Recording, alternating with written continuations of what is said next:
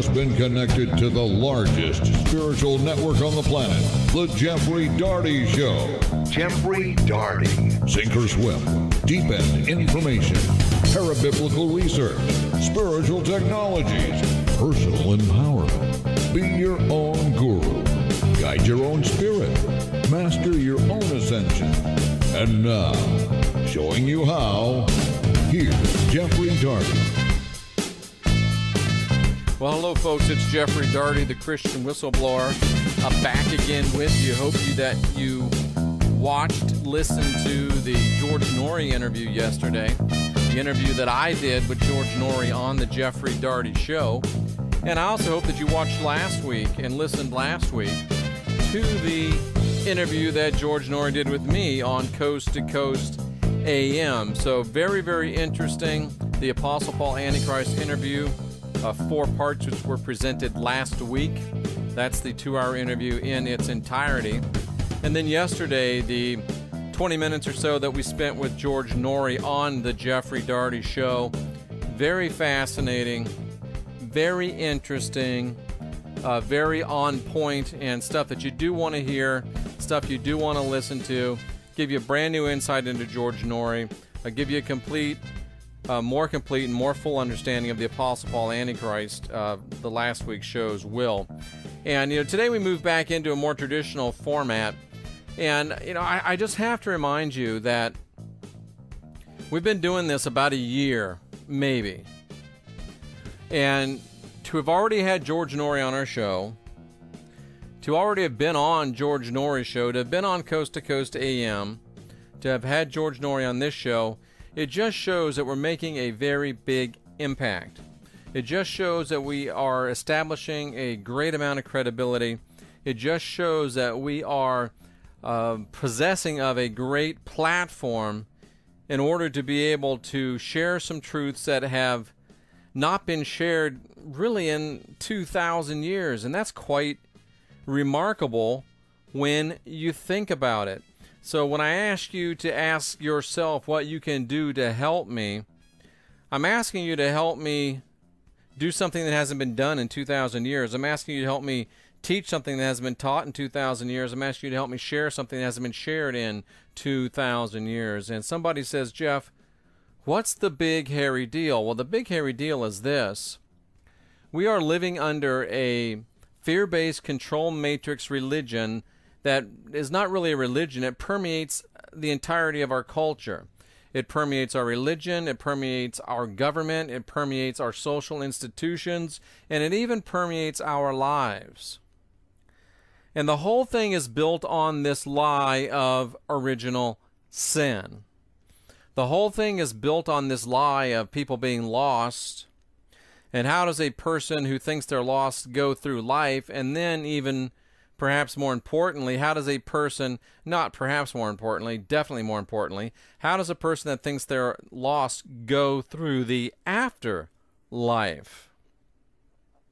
Very interesting point to ponder. That's what we're going to look at today. This whole concept of you being lost, sinner in need of salvation, that is a concept that was completely foreign until 2,000 years ago. Some simple facts we have to understand and realize and ponder in our minds that we really haven't. Here, after 2,000 years of Christianity, 2,000 years of Western culture, 2,000 years of indoctrination, we tend to think about Christianity as it's just always been. It's just the way things are. It has attained the status of de facto truth, when in reality, humans as a species have had religion for 50,000 years, conservatively speaking. And, I have over 2 years in college-level archaeology, geography, anthropology. So I do know what I'm speaking of, and I do, of course, have a Bible college degree as well. But for over 50,000 years, humans have had culture that included religion. And this is verifiable through artifacts. This is verifiable in the fossil record. And for let's arguably say for 48,000 of those years, there was no Christianity. So Christianity is, what, 1% of the time that we've spent as a species, and yet it somehow has this status of de facto always been truth. Nothing could be farther from the truth. For 48,000 of the 50,000 years of our existence as a religion, culture-bearing species, we were something other than Christian. We were something else. And almost exclusively, except for a short period of time in Egypt, very short period of time, less than 10 years or so, the only monotheistic faith in that 50,000 years has been the Abrahamic faiths. And if you look at it in perspective, let's say arguably 6,000 years ago, more probably like 4 or 5, Judaism started. Judaism was probably the first monotheistic faith and was the only monotheistic faith for some 3,000 to 4,000 years. And then Christianity, which really is just an offshoot of Judaism. So Judaism is kind of the original Abrahamic faith based on Father Abraham. Christianity would be the second Abrahamic faith. And then another branch off of the Abrahamic faith would be Islam. The 3 monotheistic religions are really one monotheistic religion. If you look at the religions of Judaism, Christianity, and Islam, it's the same players. It's the same people. Look at it. Study it.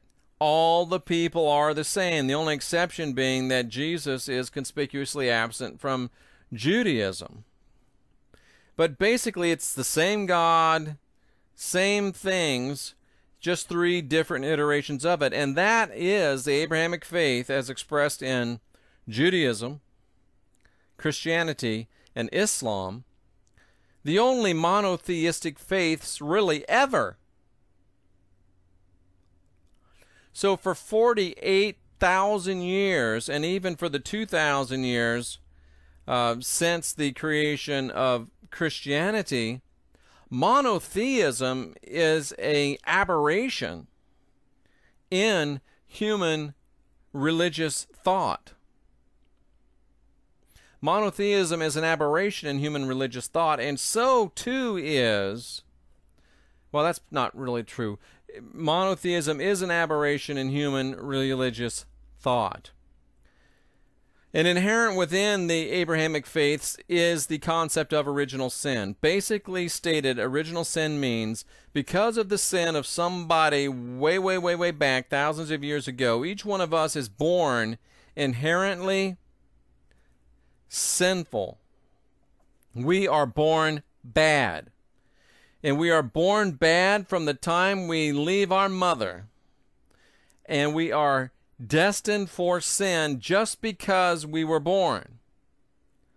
Now, when you think about it, it makes absolutely no sense. But a lot of religions have taught that. And the reason why is because if you believe that you're born sinful, then you also must believe that you have to find some way to get unsinful. If you're born sinful, you got to get unsinful. If you're born lost in Abrahamic faith terms, in Christian terms, then you've got to be found. So if you're born lost, then you need the church to show you the way to be found. And to extend that, you cannot be found without the church. So if you're born lost, you've got to come to the church in order to receive salvation, and you've got to remain in alignment with the church in order to continue to have your salvation. And the thing about it is you can't ever really know for sure if you've got that salvation. There's always doubt involved. And all you have to do is think for more than 3.6 seconds on your own and realize it's a control grid.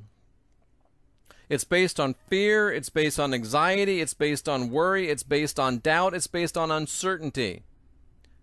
Uncertainty in who you are, uncertainty in what you are, uncertainty into what you're doing, uncertainty into where you're going. Now, when Jesus or Yahushua came to the earth about 2,000 years ago and preached his message, and you hear a lot of preaching about Jesus, but you hear very little about what Jesus preached. You hear a lot of the gospel about Jesus, but you hear very little of the gospel of Jesus. What was the gospel of Jesus? Well, just look in the New Testament. Whenever it says, and Jesus went about preaching, what was it? The gospel of the kingdom. What was the gospel of the kingdom? Follow straight along. The kingdom of heaven is in you. Meaning, you're not born sinful. You're born with the seed of divinity within your soul. So you're not born lost. You're not born in need of a church or a religion to get you saved, and you're not born in need of a church or religion to keep you saved. You're born with the spark of divinity within you, and by turning your own personal attention and intention towards the way, the truth, and life of Yahushua or Jesus, you're able to find your own way back to the divine or the Father, as Yahushua put it, without the assistance of priest, pastor, minister, pope, imam, or anything else. That is freedom. That is liberty. That is security.